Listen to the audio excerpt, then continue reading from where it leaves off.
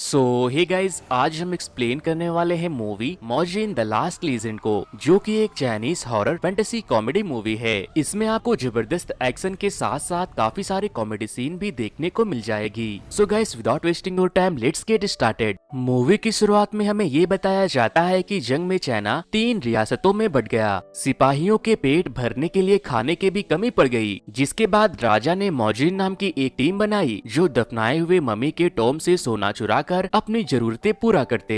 मगर इस काम में उन्हें कुछ खास बातों का ध्यान रखना पड़ता था। कॉफिन को खोलने से पहले उन्हें एक कैंडल को साउथईस्ट कॉर्नर में रखकर इंतजार करना होता था। अगर वो कैंडल बुझ जाए तो मॉर्जिन को खजाना वहीं छोड़कर निकलना पड़ता, और अगर ऐसा नहीं किया तो दुष्ट मम्मी की आत्माएं उन्हें वापस जिंदा लौट कर जाने नहीं देती। मूवी की शुरुआत में हम हु, सैली और वैंग नाम के 3 मॉर्जिन्स को देखते हैं, जो कि एक मम्मी के टॉम से सोना लूटने आए थे। लेकिन वैंग की गलती की वजह से उस टॉम से बहुत से तीर उन लोगों के ऊपर बरसने लगते हैं और वैंग नीचे गिरने वाला था, लेकिन हु उसे बचा लेता है। फिर जब हु वहाँ एक कॉफिन को खोलता है तो उसमें एक बहुत ही सुंदर लड़की सो रही थी। सालों से कॉफिन में रहने के बाद भी वो बिल्कुल फ्रेश थी। सेली कहती है कि कैंडल बुझ गया है, जल्दी निकलो यहाँ से, और तभी वो कॉफिन टूट जाती है और हु के कुछ विजन के साथ ये सीन शिफ्ट होती है 20 साल के बाद न्यूयॉर्क में। उस हादसे के बाद सेली के कहने पर वो लोग उस जगह को छोड़कर न्यूयॉर्क भाग गए थे, जहां वो लोग अपने साथ लाए टॉम के कुछ यूनिक चीजों को बेचने का काम करते हैं। वैंग वहां एक औरत के साथ फ्लर्ट करने की कोशिश कर रहा था। फिर वो औरत जब उसे अपना आईएनएस का कार्ड दिखाती है तो वो दोनों वहां से भाग जाते हैं। वोंग कहता है कि शकल के साथ साथ उस मोटी का दिल भी काला था।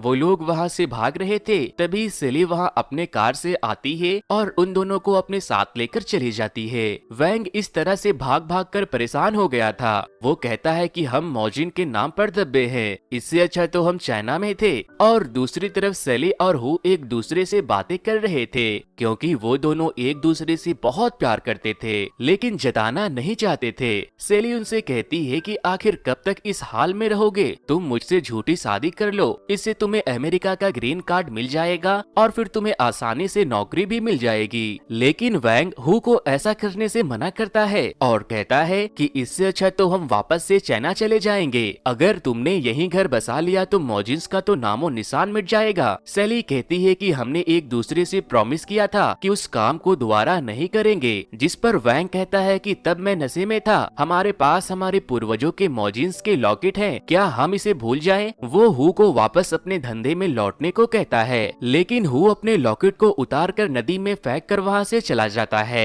नेक्स्ट सीन में हम जीन को देखते हैं और वो भी मॉर्जिन्स के द्वारा ढूंढे हुए खजाने को बहुत ही कीमती दामों में बेचने का काम करता था। इस बार जीन से मिलने एक माइनिंग कंपनी से, जो खजाना नहीं बल्कि टॉम से उन्हें निकालने वाले मॉर्जिन्स को ढूंढ रहे थे। वो लोग उनके जरिए एक टॉम तक पहुंचना चाहते थे, क्योंकि उनकी गुरु माँ एंसेंट कल्चर की बहुत इज्जत करती थी और उसे एक इग्नोस फ्लावर की तलाश थी, जिसे वो मरे हुए लोगों को वापस से जिंदा करना चाहती थी। वोंग पहले तो बहुत भाव खा रहा था। वो उससे कहता है, तुम अपने आप को क्या समझते हो, तुम पैसे से किसी को भी खरीद सकते हो। लेकिन जब वो उनके द्वारा दिए जा रहे अमाउंट को देखता है तो वो मान जाता है। नेक्स्ट सीन में हम देखते हैं कि सेली हु के एक पार्सल को लेकर उससे मिलने उसके घर आती है। उस पार्सल को वोंग ने भेजा था, जो कि एक टेप रिकॉर्डिंग थी, जिसमें वोंग कहता है कि मैं इग्नोस फ्लावर को ढूंढने वापस चाइना आ गया हूँ। वो कहता है कि हु, तुम इस फ्लावर को तो पहचानते हो ना, इस बार मैं डींग के लिए वापस आया हूँ और मैं चाहता हूँ कि तुम लोग भी मुझे ज्वाइन करो। सेली उससे ऐसा करने से मना करती है और पूछती है कि ये डींग कौन है। फिर हमें 20 साल पहले मंगोलिया का सीन दिखाया जाता है, जहाँ हु और वोंग कुछ लोगों के साथ 1000 साल पुरानी एक देवी के टोम के तलाश में गए थे। डींग भी उन लोगों के साथ थी और वोंग और हु दोनों ही डींग को पसंद करते थे, लेकिन डींग सिर्फ हु को पसंद करती थी। रात होने के बाद उनके गाड़ी का टायर भी पंचर हो जाता है। और तभी उन्हें बहुत बड़े बड़े मूर्तियां दिखाई देने लगती है। वो लोग उसके करीब जाते हैं तो एक बूढ़ा आदमी वहां आता है और उनसे कहता है कि यहाँ से चले जाओ वरना मारे जाओगे, क्योंकि इस जगह की रखवाली जादुई शक्तियाँ करती है। वो भी जब अपने कैंपस में देखता है तो उसे वहाँ कुछ अजीब महसूस होता है। वो भी उन लोगों को आगे बढ़ने से रोकता है, लेकिन वो नहीं मानते और वो सारे लोग एक एक करके उन सारे स्टैचू को गिराना शुरू कर देते हैं। लेकिन स्टैचू के गिरने के बाद जमीन के अंदर से बहुत से कीड़े निकलते हैं और उनके बहुत से साथियों को मार देते हैं। बाकी बचे लोग एक गुफा में भागकर उसे अंदर से बंद कर लेते हैं। तभी वोंग को उस गुफा के अंदर एक दरवाजा मिलता है। आगे जाने पर वो लोग देखते हैं कि वो लोग एक बहुत पुराने अंडरग्राउंड मिलिट्री बेस में थे, जहाँ पर हर जगह डायनामाइट भरी थी। और आगे जाने पर उन्हें एक लिफ्ट दिखाई देती है, जिसके बाद वो लोग लिफ्ट को चलाने वाले जनरेटर ऑन करते हैं तो वहाँ उन्हें बहुत से सोल्जर्स की मम्मी दिखाई देती है।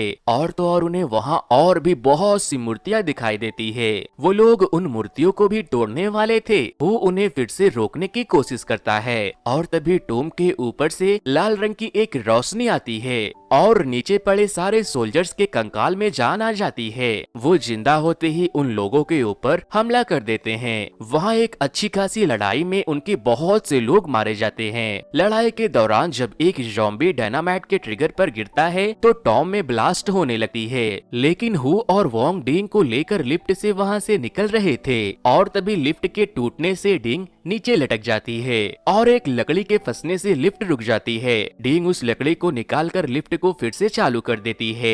हु उसे बचाने की बहुत कोशिश करता है, लेकिन वो उसे नहीं बचा पाता और टॉम्ब में ब्लास्ट होने के बाद हु और वैंग को छोड़कर सारे लोग टॉम्ब में ही मारे जाते हैं, जिसके बाद हु और वोंग बहुत रोते हैं। अब सीन शिफ्ट होती है प्रेजेंट में, जहाँ हम देखते हैं कि वैंग और जिन घोड़े से उस टॉम्ब के इलाके में पहुँचते हैं। दरअसल ये वही टॉम्ब थी जिसमें डिंग मारी गई थी, लेकिन 20 सालों में उसके अंदर जाने का रास्ता कहीं गायब हो गया था। फिर जब वो दोनों उस मैनिंग कंपनी की प्रेसिडेंट मैडम यिंग से मिलते हैं तो वैंग उनसे कहता है कि योगा से कुछ नहीं होगा। मैडम यिंग के कहने पर वो लोग उस जगह पर डायनामाइट से ब्लास्ट करके टॉम की तलाश को शुरू करते हैं, लेकिन काफी ब्लास्ट करने के बाद जब उन्हें कुछ नहीं मिल रहा था तो एक सफेद बाल वाली लड़की जिन से आकर कहती है कि अरसा बीत गया, लेकिन टॉम का कुछ भी अता पता नहीं चला, कहीं वो नकली मॉजिन्स तो नहीं। जिसके बाद जिन उससे कहता है तुम भी ना भरी जवानी में बाल सफेद कर लेने से तुम्हें लगता है तुम सब समझती हो।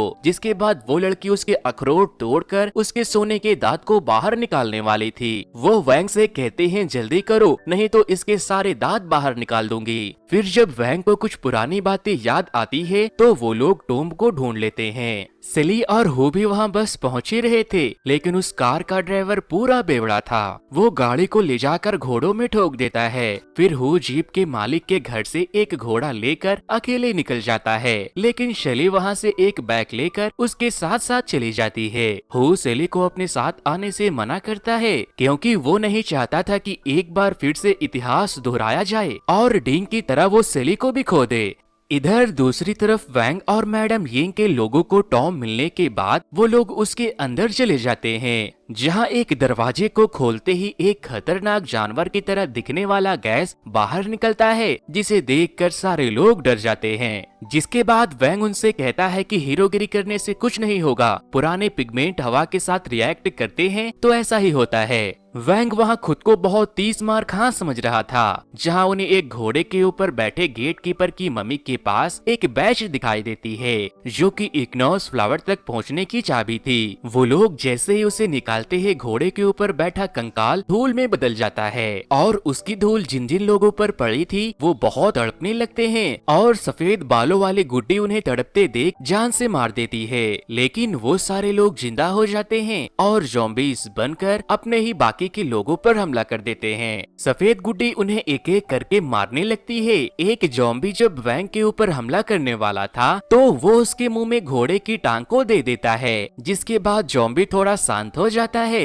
वोंग उससे कहता है कि क्या रे खुद को बहुत साना समझता है। वो ज़ॉम्बी वहाँ से निराश होकर जाने लगता है और फिर वो अपने मुंह से टांग को निकालकर वापस से उनके ऊपर हमला करता है। तभी हु और सेली भी वहाँ आ जाते हैं और उस ज़ॉम्बी को मारने के बाद बाकियों के ज़ॉम्बी को भी मार देते हैं। उस टॉम में बहुत से रास्ते थे, जिसके बाद हु आगे बढ़ने के लिए अपने मॉजिन्स के कैलकुलेशन को करता है और कुत्ते की मूर्ति की तरफ बढ़ता है। हु और सेली मिलकर वोंग को समझाते हैं कि हमें यहाँ से बाहर चले जाना चाहिए, लेकिन वो नहीं मानता। वो कहता है मैं वापस नहीं जाऊंगा। सेली कहती है कि पैसों की भूखे हो तुम और तुम्हारी भूख कभी खत्म नहीं होगी। तभी मैडम यिंग वहाँ आ जाती है और वो कहती है कि सारे मॉजिन्स यहाँ है, इसका मतलब भगवान यही चाहता है। तभी सेली कहती है कि तुम अपना ये ड्रामा बंद करो, तुम एक नंबर की डैन हो। जिसके बाद जिन मैडम यिंग से माफी मांगता है और बेकार की बातें शुरू कर देता है। मैडम यिंग गुस्से में आकर यिंग के पैरों के ऊपर एक गोली मार देती है और कहती है मुझे किसी भी हाल में वो इग्नोस फ्लावर चाहिए, वरना मैं सबको मार दूंगी। फिर उन लोगों को बहुत सारी ब्रिज दिखाई देती है, लेकिन तभी उनके आगे जा रहे मैडम यिंग के आदमी के ब्रिज पर आगे जाते ही वो पूरी तरह से जलकर मर जाते हैं। हु देखता है कि वो ब्रिज फास्फोरस का बना है जो किसी भी चीज को जला देता है। जिसके बाद हु एक बार फिर से अपने कैंपस से कैलकुलेशन करता है और ब्रिज में लगे पैटर्न को देखकर उस ब्रिज को पार कर लेता है। लेकिन मैडम यिंग और उसके आदमी एक और बैच लेने के चक्कर में वहीं फंस जाते हैं। हु वैंग से कहता है चलो हम यहाँ से निकल चलते हैं, लेकिन वैंग उससे कहता है कि डिंग अक्सर मेरे सपने में आकर मुझसे ये पूछती है कि क्या तुमने इग्नोस फ्लावर ढूंढ लिया। मैंने उसे इग्नोस फ्लावर ढूंढने का वादा किया था, डिंग ने हमारे लिए जान दे दी थी और मैं इतनी दूर आने के बाद बिना उसे ढूंढने नहीं जाऊंगा। जिसके बाद हु उसे ढूंढने के लिए तैयार हो जाता है और सेली और जिन को वहीं छोड़कर आगे बढ़ जाता है।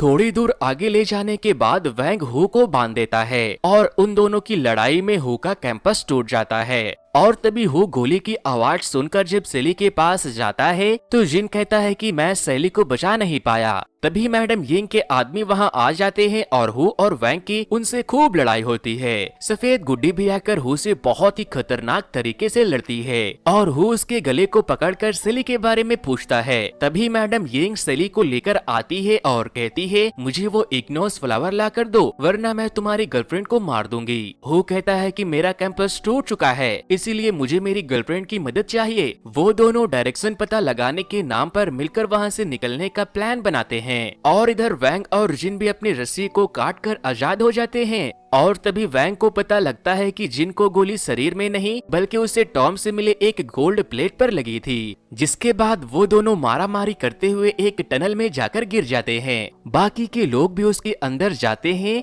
तो मास्टर यिंग कहती है कि मुझे वो इग्नोस फ्लावर मिल जाए तो मुझ में मुर्दों को जिंदा करने की ताकत आ जाएगी।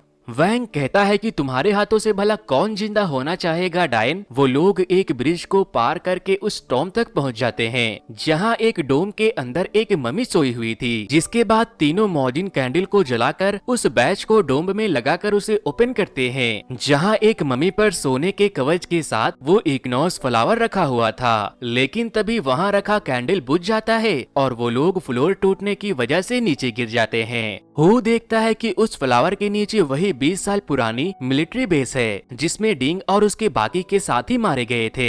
हु कहता है कि हमें जल्दी यहाँ से निकलना होगा, वरना 5 बजते ही यहाँ सारे मुर्दे जिंदा हो जाएंगे। और तभी उस इग्नोस फ्लावर से लाल रंग की रोशनी निकलती है और सारे ज़ॉम्बीज जिंदा हो जाते हैं। उनमें से एक ज़ॉम्बी जो मैडम यिंग का बॉडीगार्ड हुआ करता था वो उनसे कहता है कि मैडम मेरी जान बचा ले, मैंने आपकी बहुत सेवा की है। लेकिन वो कहती है कि मैंने तुम सब से झूठ कहा, मेरे पास कोई शक्ति नहीं है, मैं मरने वाली हूँ क्योंकि मैं एक ऐसी बीमारी से पीड़ित हूँ जिसका कोई इलाज नहीं है। मुझे जीने के लिए इग्नोस फ्लावर चाहिए। और जब वो अपने बाल को हटाती है तो सब उसे देखकर डर जाते हैं और सफेद गुड्डी भी मारी जाती है। जिसके बाद हु किसी तरह से जब उस मम्मी तक पहुंचता है तो वो मम्मी हु को डिंग की विजन दिखाकर उसे तोड़ने से रोकने की कोशिश करती है। लेकिन हु अपने आप को काबू करके उस इग्नोस फ्लावर को तोड़ देता है। उसके टूटते ही सारे ज़ॉम्बीज के साथ साथ वो जगह भी टूटने लगती है और वो जगह पानी से भरने लगती है क्योंकि वो पूरी जगह नदी के नीचे थी।